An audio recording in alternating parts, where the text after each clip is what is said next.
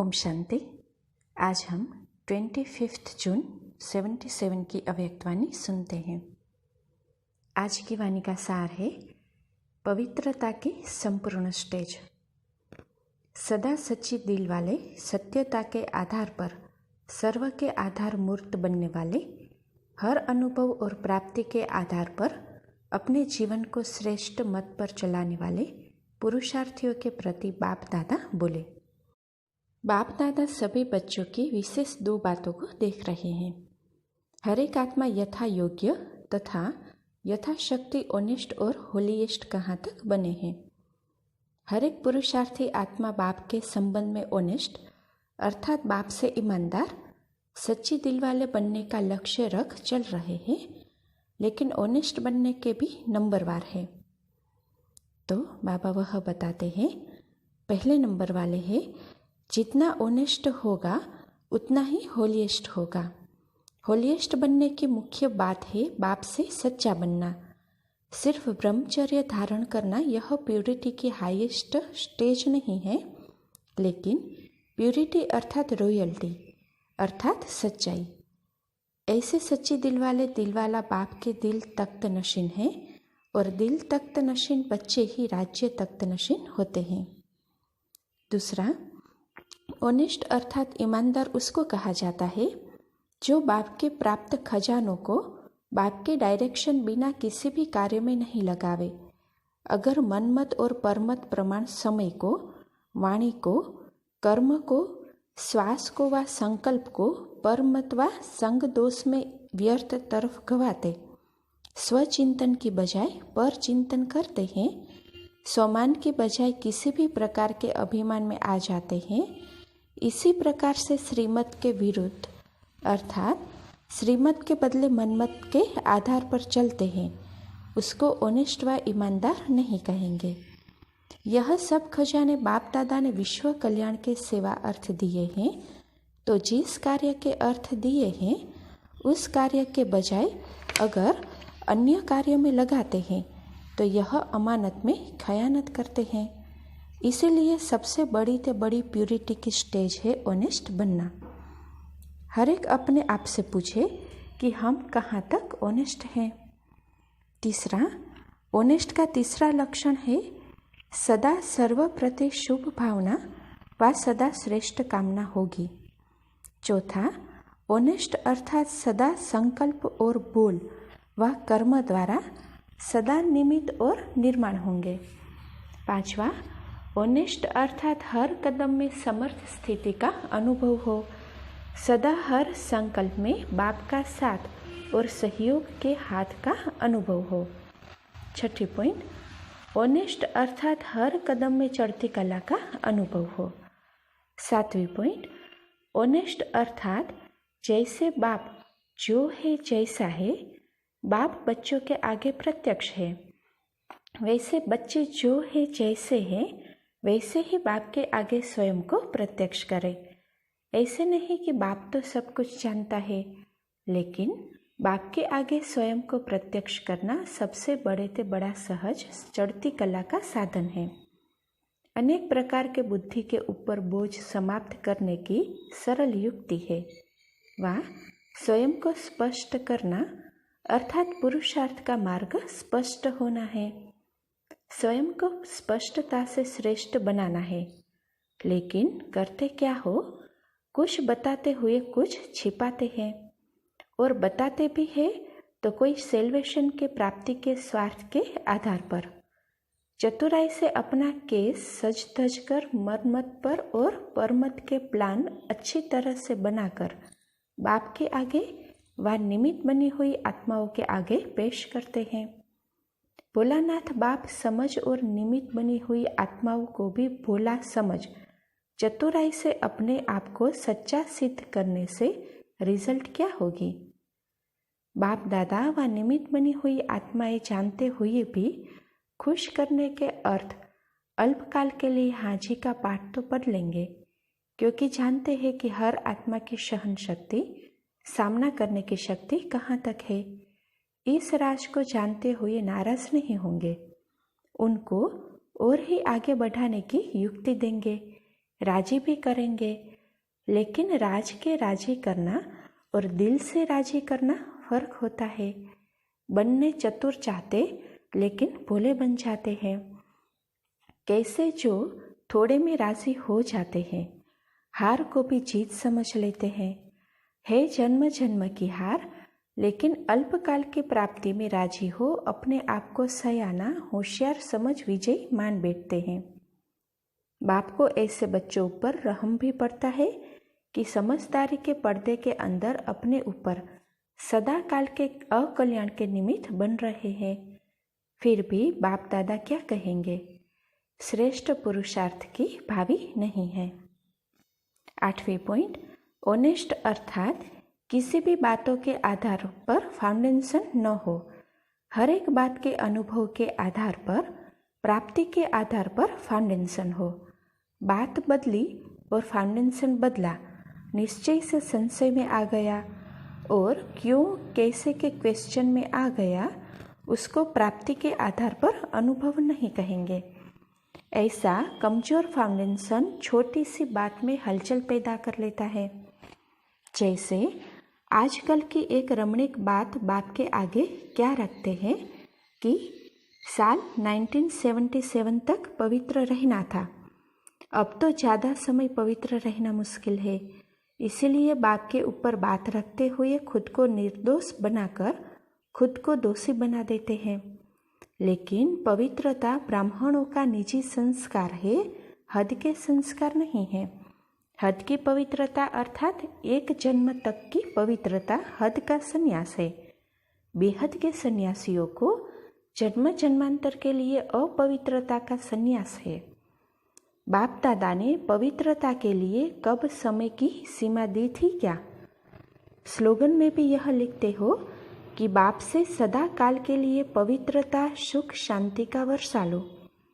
समय के आधार पर पवित्र रहना, इसको कौन सी पवित्रता की स्टेज कहेंगे? इससे सिद्ध है कि स्वयं का अनुभव और प्राप्ति के आधार पर फाउंडेशन नहीं है। तो ऑनेस्ट बच्चों के यह लक्षण नहीं है। ऑनेस्ट अर्थात सदा होलीएस्ट। समझा ऑनेस्ट किसको कहा जाता है? अच्छा, ऐसे सदा सच्ची दिल वाले, सत्यता के आधार पर सर्व के आधार मूर्त बनने वाले, हर कदम और प्राप्ति के आधार पर अपने जीवन के हर कदम को चलाने वाले, सदा श्रेष्ठ मत और श्रेष्ठ गति पर चलने वाले, ऐसे तीव्र पुरुषार्थियों को बाप दादा का याद प्यार और नमस्ते। अभी पार्टियों के साथ मुलाकात है तो वह सुनते हैं। स्वयं को सदा विजयी अनुभव करते हो। मास्टर सर्वशक्तिवान अर्थात सदा विजयी। श्रेष्ठ पाठधारी आत्माओं का यादगार भी विजय माला के रूप में है। सिर्फ माला नहीं लेकिन विजय माला। इससे क्या सिद्ध होता है कि श्रेष्ठ आत्मा ही विजयी आत्मा है, इसीलिए विजय माला गाई हुई है। ऐसे विजयी हो या कभी माला में पिरो जाते, कभी निकल जाते। किसी भी बात में हार होने का कारण क्या होता है वह जानते हो? हार खाने का मूल कारण स्वयं को बार बार चेक नहीं करते हो। जो समय प्रति समय युक्तियाँ मिलती उनको समय पर यूज नहीं करते, इस कारण समय पर हार खा लेते हैं। युक्तियाँ हैं लेकिन समय बीत जाने के बाद पश्चाताप के रूप में स्मृति में आती, ऐसे होता था तो ऐसे करते। तो चेकिंग की कमजोरी होने कारण चेंज भी नहीं हो सकते। चेकिंग करने का यंत्र है दिव्य बुद्धि। वैसे चेकिंग का तरीका चार्ट रखना तो है, लेकिन चार्ट भी दिव्य बुद्धि द्वारा ही ठीक रख सकेंगे।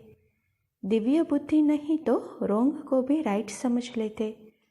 अगर कोई यंत्र ठीक नहीं तो रिजल्ट उल्टी निकलेगी। दिव्य बुद्धि द्वारा चेकिंग करने से यथार्थ चेकिंग होती है, तो दिव्य बुद्धि द्वारा चेकिंग करो तो चेंज हो जाएंगे, हार के बदले जीत हो जाएगी। सदा अपने को चलते फिरते लाइट के कार्ब के अंदर आकारी फरिश्ते के रूप में अनुभव करते हो। जैसे ब्रह्मा बाप अव्यक्त फरिश्ते के रूप में चारों ओर की सेवा के निमित्त बने हैं, ऐसे बाप समान स्वयं को भी लाइट स्वरूप आत्मा और लाइट के आकारी स्वरूप फरिश्ते स्वरूप में अनुभव करते हो। बाप दादा दोनों के समान बनना है ना, दोनों से स्नेह है ना, स्नेह का सबूत है समान बनना।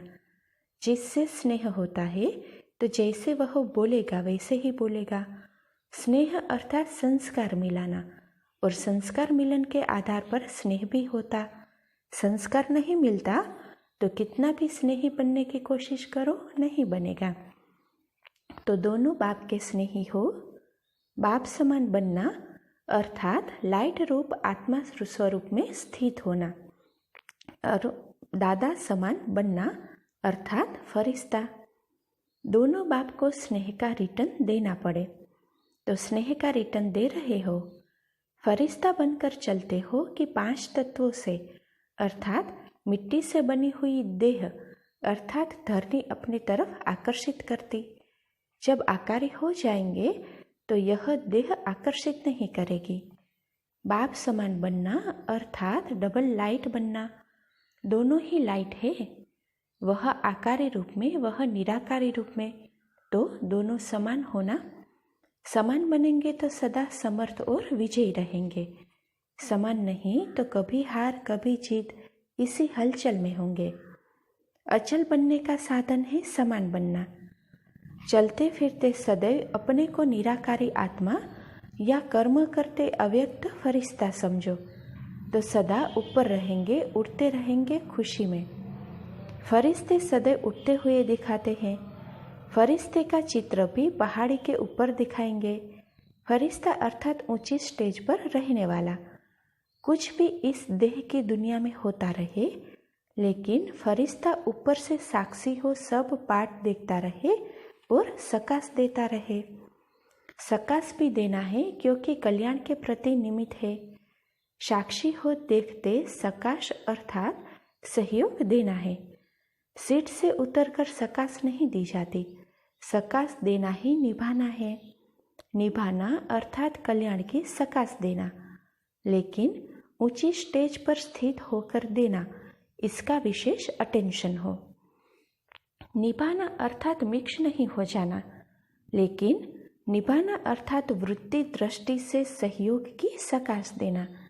फिर सदा किसी भी प्रकार के वातावरण के शेक में नहीं आ जाएंगे। अगर शेक आता तो समझना चाहिए साक्षीपन के स्टेज पर नहीं है। कार्य के साथी नहीं बनना है, बाप के साथी बनना है। जहाँ साक्षी बनना चाहिए वहाँ साथी बन जाते तो सेक लगता है। ऐसे निभाना सीखेंगे तो दुनिया के आगे लाइट हाउस बन करके प्रख्यात होंगे। आजकल की लहर कौन सी है? महारथियों के मन में जैसे शुरू में जोश था कि अपने हमजिन्स को अपवित्रता से पवित्रता में लाना ही है। पहला जोश याद है? कैसी लगन थी! सबको छुड़ाने की भी लगन थी, शक्ति भरने की भी लगन थी। आदि में जोश था कि हम जिन्स को छुड़ाना ही है, बचाना है। अभी ऐसी लहर है, चाहे चलते चलते कमजोर होने वाले, चाहे नई आत्माएं जो कि बंधन युक्त है, ऐसे को बंधन मुक्त बनाए, इतना जोश है या ड्रामा कह छोड़ देते हो? वर्तमान समय आप लोगों का पाठ कौन सा है? वरदानी का, महादानी का, कल्याणकारी का।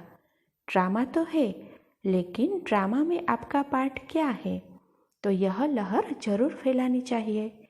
जैसे फायर ब्रिगेडर को जोश आता है, आग लग रही है तो रुक नहीं सकते, तो ऐसी लहर होनी चाहिए। आपकी लहर से उन्हों का बचाव हो। अगर आप लोग ड्रामा कह छोड़ देंगे या सोचेंगे राजधानी स्थापन हो रही है, तो उन्हों का कल्याण कैसे होगा? नॉलेजफुल होने कारण यह नॉलेज है कि यह ड्रामा है, लेकिन ड्रामा के अंदर आपका कर्तव्य कौन सा है? तो महारथियों की लहर क्या होनी चाहिए? कुछ भी सुनते हो तो शुभ चिंतन चलन, पर चिंतन नहीं। आपका शुभ चिंतन उन्हों की दिव्य बुद्धि को शीतल कर सकता है। आप लोग छोड़ देंगे तो वह गए, क्योंकि प्रैक्टिकल में निमित्त शक्तियों का पाठ है। बाप तो बैकबोन है। शक्तियों को कौन सी स्थिति में रहना चाहिए?